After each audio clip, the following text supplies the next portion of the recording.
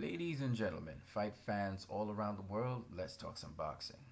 So, what I'm going to do is I'm going to give you a practical exercise to do to be able to determine if a fight is exciting, if it's boring, or if it's a mismatch. And um, here's how the lesson or the homework, if you want, is going to be carried out. There are three cards in front of you. One of the fight events or fight cards is going to be in Sands Casino Resort, Bethlehem, Pennsylvania, USA. All right, and it's showing on ESPN2 this coming Friday. I want you to pick any two fights and go do your homework and see if they're going to be mismatches or if they're going to be fights which are exciting or they're going to be boring. Okay? Similarly, do that for two fights on the card in the Aviator Sports Complex, Brooklyn, New York, USA. And on Saturday in the Barclays Center, New York, USA, pick any two fights. So you have basically 6 fights to do, 2 fights from each card between Friday the 10th of April 2015 and Saturday the 11th of April 2015 in front of you. So you can go do research on any 2 fights. Okay? Now, why this is going to help you is because you're going to learn more about non-high profile fighters and be able to follow their careers, especially if you see a fighter that's quite exciting. This is how we are able to know talent from earlier on. And the eye test does it somewhat, but also the level of opposition and so many of the other criteria that we were talking about in determining if a fight is going to be exciting, boring, or a mismatch.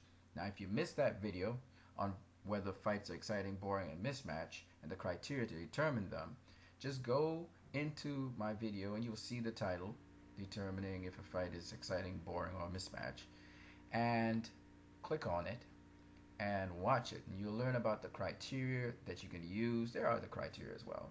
And then use that, look at the fighters in this video, whoever you pick, or you can look at all of them, it doesn't really matter. And get to understand them, their styles, their history, their records, and all of these other things. And from then on, see if these two fighters, when they come together, their styles, etc., see if that would bring forth an exciting fight. Now, remember, what you see on paper doesn't necessarily translate into a fight. So that's why you need to do your homework on fighters. Go look at their fights.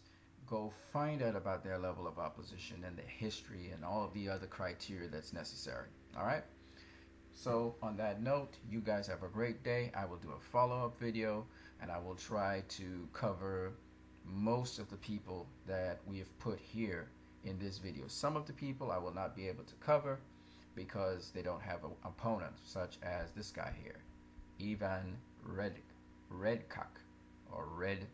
I'm not too sure which it is, but Ivan doesn't have an opponent. But I can still research Ivan. Okay. Now, some of these people, you're not going to know their names. You're not going to know who they are. You know, and some of them you're going to be like, wow, this guy has a child that is fighting in boxing.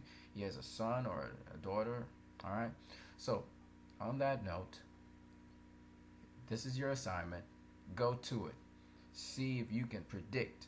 And then we will come back at the end of this period of time next weekend, and we will see if you predicted correctly. And maybe you can even predict if there will be a knockout or there won't be a knockout, or if the fight will go to decision, or who's going to win the fight. All of these things you can find out by knowing your opponents. So this is one step into becoming less of a casual fan and more into a hardcore boxing fan. Fight fans all around the world, let's keep on talking boxing. You have a great day.